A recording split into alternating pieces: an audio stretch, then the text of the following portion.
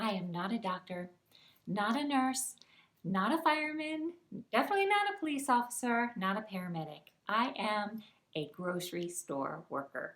And that is how I became a very unlikely frontline worker in the year 2020.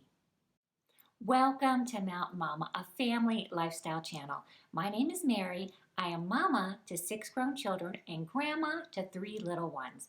Also, I live along the front range of the beautiful Colorado Rocky Mountains. And this episode is all about my experiences working in a grocery store in the pandemic of the year 2020. Most of my adult life, I've been a homemaker, a stay-at-home mom, a homeschooling mom, and in November of 2019, I went back to work full-time at a national chain. They have a general merchandise side of the store and they have a grocery side of the store. I work in the grocery side, in the fresh department, and more specifically in the bakery. Now, this might not sound appealing to everyone, but it is to me. And actually, I gave up my dream job and took this job instead. And you know what? It was the best thing that could have happened to me in 2020. But that is for another video. I began working in the bakery just before Thanksgiving in 2019. And of course, we were super busy because it's the bakery before Thanksgiving. It was very stressful for me, but I made it through Thanksgiving, and then I had a little reprieve before the Christmas rush began. Had the Christmas rush, got through it, worked Christmas Eve. Christmas Eve, I was very exhausted. I was so glad to get off work, and I felt like I was coming down with something. Christmas morning, had the entire family over, made a great big breakfast, had a nice time with everyone.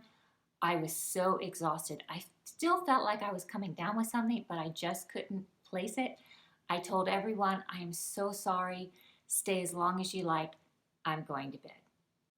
I was very sick that week. I had an upper respiratory infection in my chest. I knew it was in my chest because I had chest pain. It hurt to take a breath, especially when I took a deep breath. And I knew it was something serious because I remember thinking, maybe this is pneumonia, maybe it's bronchitis, am I going to have to go to the doctor for this? But thankfully, they had cut everyone's hours after Christmas to make up for all the overtime that they had paid during Christmas. And they gave me the entire week after Christmas off work. Without pay, of course, but without work. So that week, I laid on the couch and I ate a lot of soup and I was just totally exhausted. And thankfully, I'm a very healthy person. I don't have any underlying health issues. I'm in pretty good shape for my age. I'm 56, almost 57, and my own immune system took care of it. And whatever I had seemed like it was also going around the entire store. There was lots of people who had the same symptoms. I didn't think much about this because it was the end of December, the beginning of January, and we hadn't heard anything about COVID or a worldwide pandemic, nothing about that. But I will say this, I coughed so hard that I burst a blood vessel in my eye. Yes, I didn't even think that was possible. And I'll tell you what, I looked like I had the plague. And I was wondering, am I going to be able to go back to work? Am I going to have to take more time off work? Because I can't go back to work in the grocery section in the bakery looking like this. But thankfully, it was about 4 or 5 days, and it was pretty much cleared up when I went back to work. You could only see it if I was facing you but looking away, so you saw that part of my eye where the broken blood vessel was. So went back to work in January. I was recovered. I was able to work. I was so thankful that they had given me that week off. That worked out perfectly for me. And as I said, whatever it was that I had was going around the store, which, makes sense because we all work closely together. And then as the days went by, news was just beginning to start trickling in about the COVID-19. And I'd say little by little, it picked up on the grocery side of the store. And maybe here and there, you would see people wearing a mask. But that was even very unusual to see that going on where I worked. Then came the news that they were talking about shutting down the entire country for 14 days. This was big. This was huge. Something like this had never happened before. It was almost unbelievable. Like, are they really going to do that? But then I found out that I would still have my job because grocery stores were going to stay open. And I'm not sure if it was the same day that I heard that or actually the day before they shut everything down for the first time. That's when we had the run on groceries.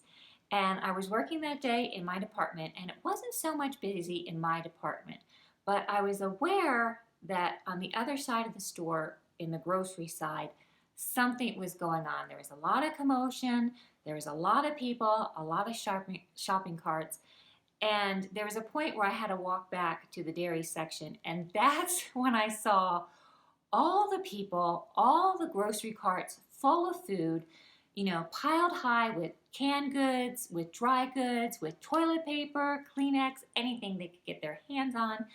It was, everyone was, I would say, polite, but it was chaotic as well. And I couldn't believe what I was seeing because it made me think of the movie It's a Wonderful Life, where they have the run on the bank. And I went home that day, exhausted, tired after a hard day at work. And I told my husband and my daughter and my son, you won't believe this. We had a run on groceries today. I would like to say here that my employer did offer everyone in the store the ability to take a leave of absence without any kind of repercussions. They could take a leave of absence without pay due to the COVID situation, and many employees did. Not because they were worried about themselves, maybe some of them were, but then some lived with elderly or with family members who had underlying health conditions, and so there were many employees who did take a leave of absence. And we were busy. We were very busy during that time. I did not take a leave of absence. I get great comfort out of the sovereignty of God. So I took great comfort in that everything was going to be okay, even if it was the death of me, literally.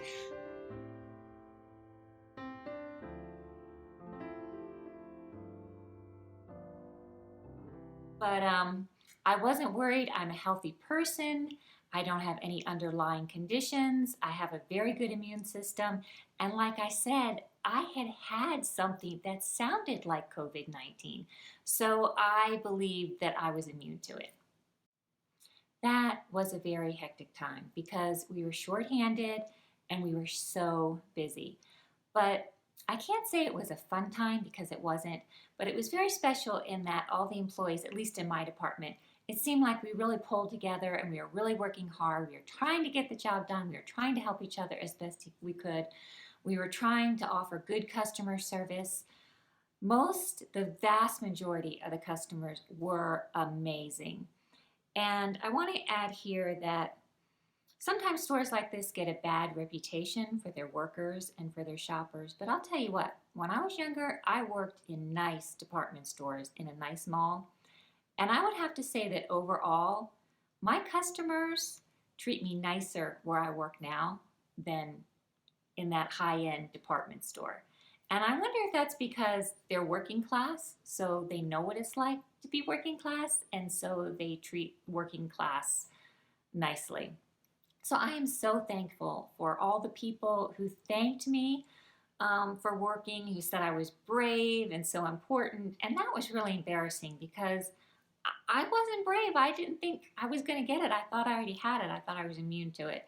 So that was kind of embarrassing. But I really did appreciate people's gratefulness to me for working during that time. Now, there were some complainers. I think the cashiers got the brunt of it because they were the ones, when we had limits on food and toilet paper and paper products, that had to tell the customers, you can't buy that.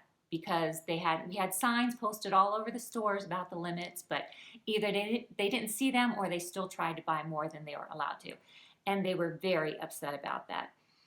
And there were a couple incidents. I didn't see them happen. I didn't talk to the person it happened to, but they were very bad. But I'm not going to repeat them because, like I said, it wasn't firsthand information that I heard this about. But my experience was mostly good. There was someone who complained about another employee who was touching her glasses. And this was after we were all mandated in wearing masks. So maybe I'm getting ahead of myself, but I'll just tell this one story. And she was so upset. I mean, she was almost in tears. I mean, she was angry and she was upset because this employee was touching her glasses. She did not wear glasses herself. I overheard this whole scene. And I thought to myself, if you don't wear glasses, you don't understand the struggle to keep these things where they need to be so that you can see. So I thought that was, a little overreacting, but again, it was fear. It was just fear causing her to act that way. Okay, so the shutdown kept getting extended and extended. It was hard to keep groceries on the shelves. It was hard to keep meat on the shelves. We were out of toilet paper. And I want to add here that I did ask if our store was allowed to set aside a shipment of toilet paper when it came in the back so that employees could have access to it. And I was told absolutely not. We have a policy against doing anything like that. So I just want you to know, employees, we were not given firsthand supplies of anything. We had to wait for it just like everyone else. And when we did get supplies of toilet paper in, they had to put up not police tape, but like police tape on the end of those aisles and have employees standing guard on the end of the aisles, not to let anyone in while the employees were stocking those shelves. And if they attempted to get in, they were going to be asked to leave the store. They wouldn't be allowed to come back. So it did get a little dicey there. And like I said, most of the people that I talked to that were upset about the limits on food they were allowed to buy. And I thought our limits were very reasonable. In the fresh department, in the meat department, they were allowed to buy one package of each species. So they could buy a package of chicken, a package of pork, a package of beef, and a package of, what's the other thing? Pork, beef, chicken, a fish. Okay. So, and you could buy a 1 pound package of ground beef, or you could buy a 10-pound package of ground beef. So I thought, yes, there were limits, but the limits were very reasonable. But people, it was so hard for them. They had never had to do anything like this before. And it was just so hard. And they were so fearful and in so much pain. And they would say, how am I supposed to feed my family? I can't buy enough. I only shop once a month, or I only shop every 2 weeks. How am I going to do this? And I would really just try and listen and be sympathetic. But there were times when I wanted to say, lady, you don't know how many times I fed my family of 8 pancakes or oatmeal or cream of wheat for dinner because I couldn't afford to buy meat every dinner. But I really didn't think that would be helpful. So I just really tried to say, I'm so sorry. I'm so sorry that we all have to go through this. Early on during the shutdown, there were store protocols put into place to make sure everyone was being safe. Each employee is required to take a health assessment, self-assessment every day. We have to answer questions before we're allowed to go to work. And as we enter the store, our temperature is also taken. And I'd like to talk a little bit about masks. So our company mandated that employees had to officially always wear masks while we were working April 20th of 2020. And up until that time, I was not wearing a mask. I would say maybe half of our customers were, and maybe half of the employees were, just voluntarily on their own. I did not feel the need to. I didn't think it helped. I still really question the usefulness of them. I think they're basically a sneeze guard, and I don't sneeze or cough on people. So, I didn't wear one until I had to wear one to keep my job. Now, once we were required to wear masks, then we had customers complaining too. Not about employees, because we were strictly told what the policy was and it was going to be enforced, and it was. They were complaining about other shoppers, other customers who weren't wearing a mask. Mostly everyone was, the vast majority was. And if they weren't, there was a time where management had to chase them down and talk to them. The regular associates were not allowed to address it. We had to call management when people complained about it. But they would complain if other customers had the mask lowered below their nose. And, all I could do was report it to management.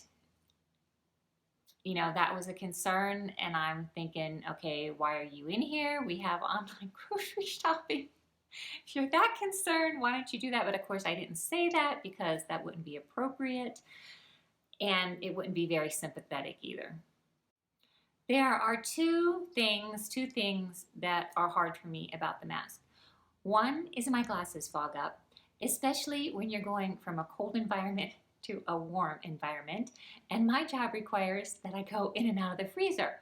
So it's very hard when your glasses fog up and won't unfog because it's hard to see. And then the other one is when I write on cakes and I do that, happy birthday, congratulations, whatever. I'm not very experienced at that, although I am getting better and I do think I can do a good job now. But I get nervous and I tend to hold my breath so that my glasses won't fog up so that I can see what I'm doing. And there have been several times when I felt like I was going to pass out and I realized I'm holding my breath. I need to step away. I need to take some deep breaths, let my glasses clear up and then go back to work. Thankfully, I have never passed out. And those two things are really minor struggles if the masks are effective. That if, I think, remains to be seen, and I think we won't really know for 20 years from now. It'll come out whether or not these masks were effective at doing anything more than blocking a cough or a sneeze. So over time, little by little, we started getting employees come back from their leaves who didn't extend them probably because they weren't getting paid. They just couldn't deal with it any longer. So they had to come back. And our store started closing. Previously, we had been open around the clock, 24 hours. Now we are closing, I think, at 8:30. That made a big difference because we had time to stock the shelves, to do extra cleaning when there weren't any shoppers in the store. So that was very helpful. And like I said, we are starting to get employees back. Our company issued a couple bonuses for hazard pay for working during COVID. That was very helpful. I was very thankful for that.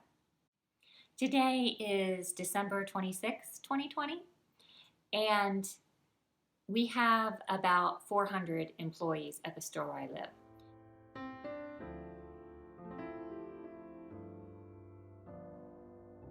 We have about 400 employees at the store where I live. And as far as I know, we have only had 4 confirmed cases of COVID. Now, it may be more than that, but that's all that I am aware of. So 400 employees over an entire year, 4 confirmed cases. And we weren't wearing masks up until April 20th. So I'm just throwing that out there as commentary on the shutdown of our nation. We have, I think, the day before Christmas, we had over 900 people in our store. So, and that's not unusual for those times before holidays. So I am coming in contact with hundreds of people every day, and so are the other employees. So I'm just throwing that out there for you all to think about, what is going on with this shutdown. I don't know. Is that low number because COVID already went through the store back in December and January and we're all mostly immune to it? That makes sense, but I don't know that. Things are a lot better now as far as keeping the groceries stocked and in the store. For the most part, we have had trouble getting certain items in all year long, but for the most part, we're able to keep things stocked. We do have employees working. Not many are out on leave now, but we are still understaffed. Our store has extended their hours, so we are open longer, so that is helpful for the general public as well. We're very busy, but things are running pretty smoothly. In closing, I want to say how very grateful I am that I was able to keep my job working full-time all throughout 2020. And there's several reasons for that. One is I provide medical insurance for my family through my job. And that's one thing that I'm able to help my daughter with, who is going to college. She has a teaching scholarship to get her master's, but she was required to have medical insurance. So I'm so thankful that I could help her in that way and that I was able to keep that medical insurance through my job for my family. Also, that I was able to keep my income, which is important. My husband makes a good income, so mine is more supplementary. So we would have been able to survive without my income, but it's been very helpful to have my income intact with medical benefits during this time. And then the other one is my emotional health. I lost weight a couple years ago, and having this job has really helped me to maintain that weight loss, which makes me feel better, which helps me be more productive. It's just a happy cycle. And the other way is just the opposite. It's a vicious cycle. If you're home, if you're depressed, if you're eating, which I know that would have been me if I had lost my job. It's a downward spiral. So I have nothing but gratefulness and gratitude that I was able to keep my job, even though there were times when I thought, oh, if I was exposed to COVID and I had to stay home for 2 weeks, that would be so nice. I would think of the movie White Christmas with the, not bleach blonde, but a platinum blonde lady, where she would say, I sure wish it would happen to me. That was often my thought about being exposed to COVID, just because, I was afraid. I wasn't afraid because I thought I had it already. But yeah, nothing but gratefulness and gratitude. I am so thankful. I almost took a job as a flight attendant in 2019. That was my dream job. And I know a lot of people don't understand that, but that's what I really wanted to do. And I decided it wasn't the best thing for me. And boy, I didn't know how right I was, because working in a grocery store as a frontline worker, as an essential worker in 2020 really has been a blessing for me. My word for 2020 is thankful. It's been a difficult year for me. I didn't go into all my trials and tribulations, just basically talked about work. But you know what? The Lord's mercies are new every day, and I'm just very thankful. And that's basically it. I hope this episode has been informative. I hope it has been helpful. If it has, please hit that like button. I would really appreciate it. And please, please subscribe. Thanks so much.